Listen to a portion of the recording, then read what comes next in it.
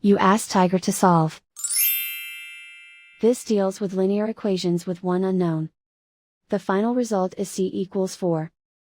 Let's solve it step by step. Swap sides. Group all constants on the right side of the equation. Add 5 to both sides. Simplify the arithmetic.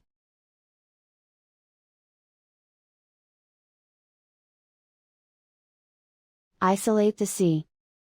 Divide both sides by 4. Simplify the fraction.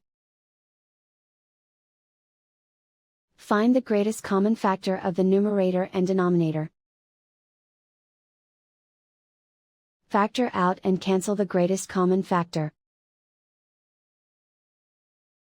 And so the final result is c equals 4.